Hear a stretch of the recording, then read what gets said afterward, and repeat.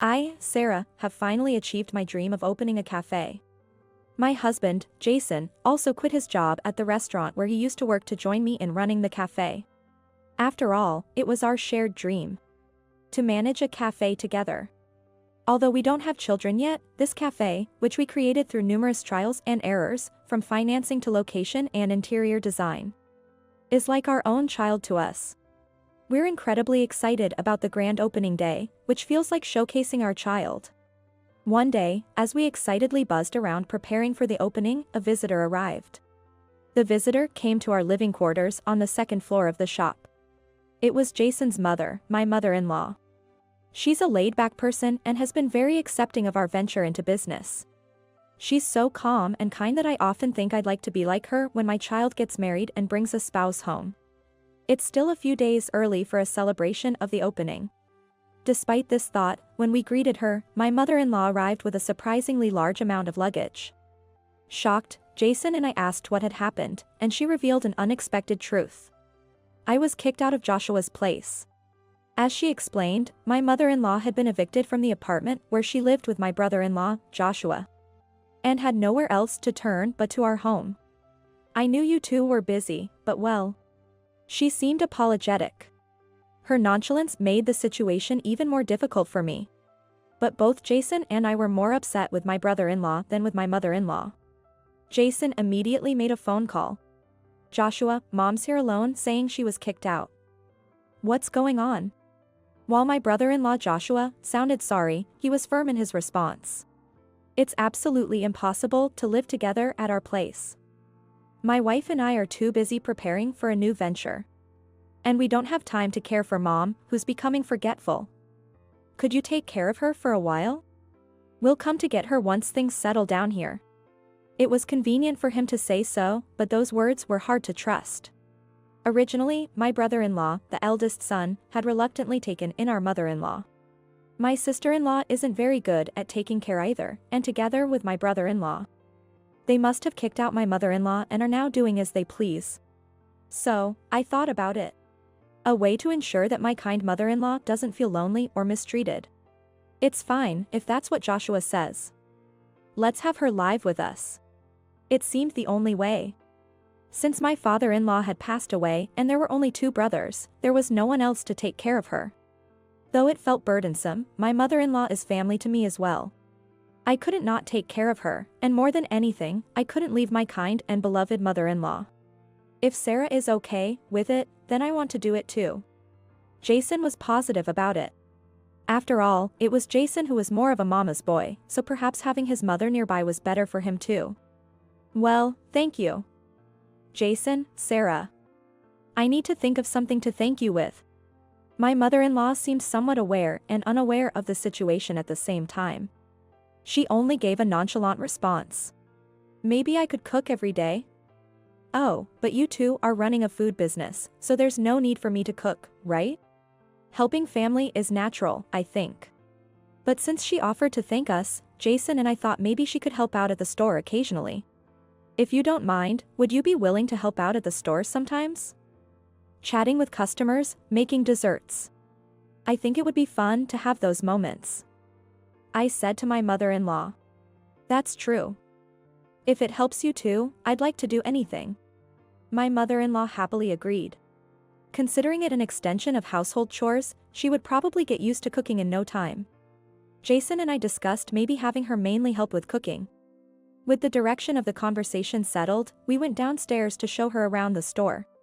As we walked around the cafe on the first floor and introduced her to the menu for the opening, my usually slow-paced mother-in-law suddenly became alert and started speaking her mind clearly. Jason, Sarah, this store won't catch on as it is now. There's still time to turn things around, so get ready immediately. We were taken aback by the assertive idea my mother-in-law suddenly proposed next. For instance, she suggested that, given the current retro trend, even a new shop should have vintage interior decorations and background music. She also recommended adding to the menu dishes she enjoyed in her youth to attract not only the young people riding the retro wave but also the elderly clientele. Furthermore, she pointed out that traditional candy stores have become scarce in this town. So we should set up a candy corner to allow customers who purchase there to dine in, attracting families with children. Each idea was innovative and tailored to the needs of the community. Her suggestions were so spot on that we couldn't help but agree, and under her direction, we quickly began preparations. A few days after our mother-in-law moved in with us, our long-awaited shop opened, and a month has since passed. Typically, a shop with no future would see a decrease in customers after a month, but our shop didn't have to worry about that. Our cafe is so popular that there's a line of customers every day. All of this is thanks to our mother-in-law. Sarah, the sandwich for table 3 is ready. Could you bring it? Sure, right away. Though we're busy, every day is fulfilling. Having our mother-in-law come to stay with us at that time might have been a stroke of luck. However, into those busy yet enjoyable days, unwelcome visitors arrived one day. It was my brother-in-law and his wife. We're from the same town, so we've heard the rumors. It seems your cafe is doing quite well. And I hear Mom is being called a celebrity grandma waitress. With a sneer, my brother-in-law looked around the shop and made his comment. Actually, we've been thinking of starting our own shop. A bubble tea shop, which has been a huge trend since last year. We came to take Mom back so she can help us out. We're here to pick her up. What? What are you suddenly talking about, Joshua? Well, the deal was until we settled down, right? Now's the time. So, give Mom back. You guys have had enough luck from her, right? Now it's our turn. He demanded our mother-in-law back as if she were a lucky charm that could easily be returned. Despite his words, the real challenge for our cafe, which the three of us built together, is just beginning. Our mother-in-law is already contributing as a full-time employee. Who would fill her shoes if she left now? You could hire some part-timers. With your thriving cafe, I bet young part-timers would be lining up to work. They'd probably work much harder than an elderly mom. So, Mom, please thank Jason and Sarah properly and come back with us.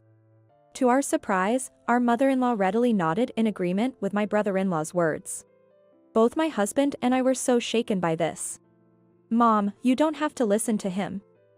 You should stay where you want to be.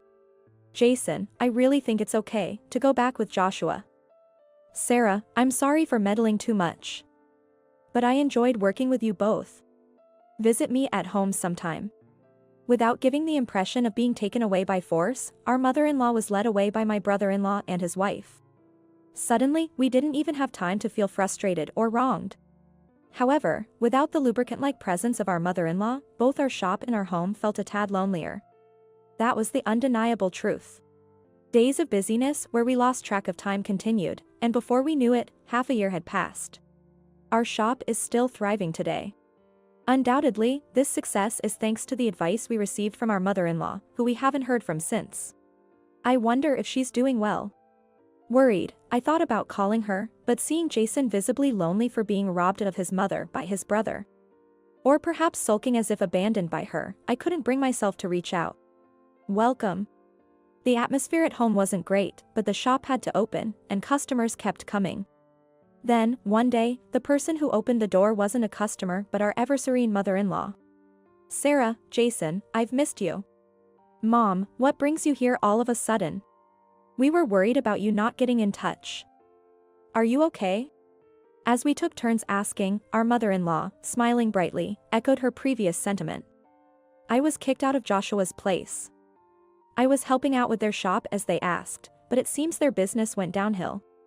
They said I was in the way, so I left. I was hoping I could work with you again.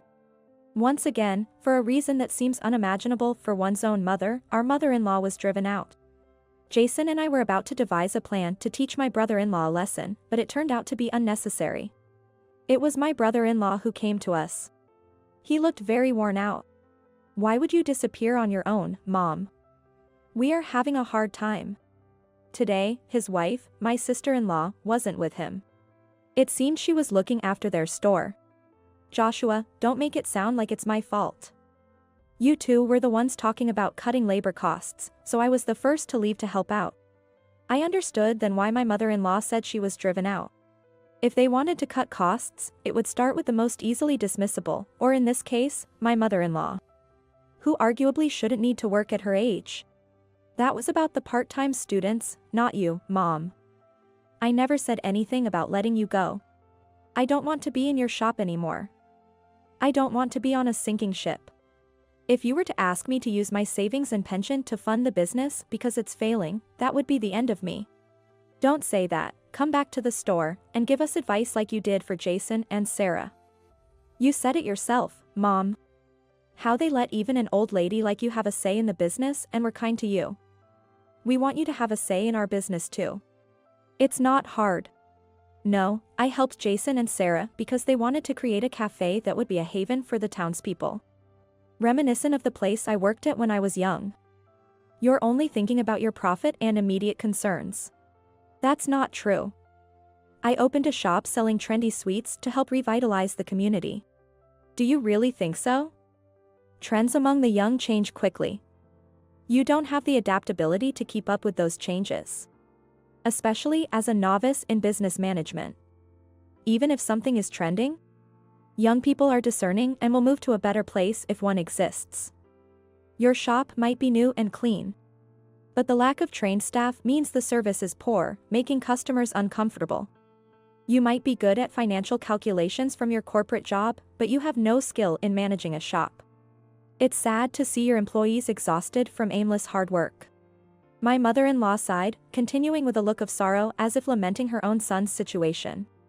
Small-town food establishments can't just mindlessly sell what's popular among the young. You completely fail to understand and capture the customers' hearts. I wonder if you're really suited for the service industry. As a former cafe waitress, it makes me even sadder.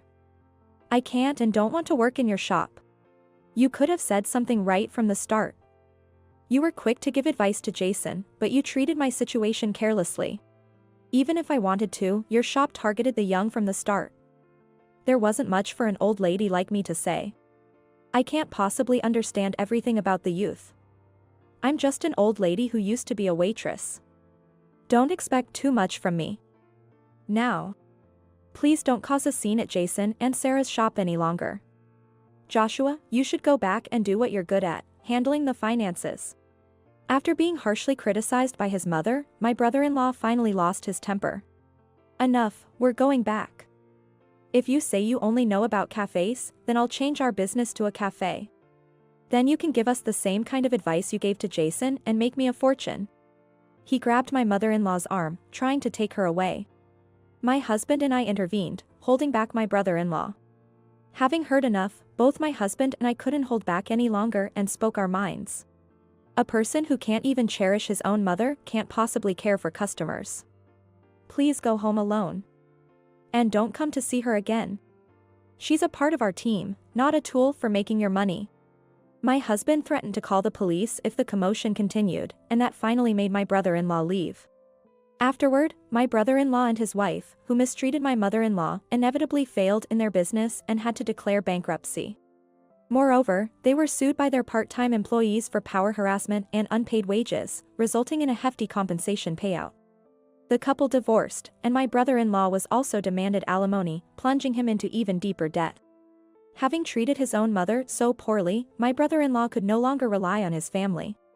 He would have to live modestly, working to slowly pay off his debts.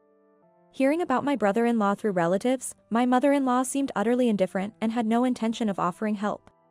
I don't have time to bother with that child. I'm going to be a grandmother.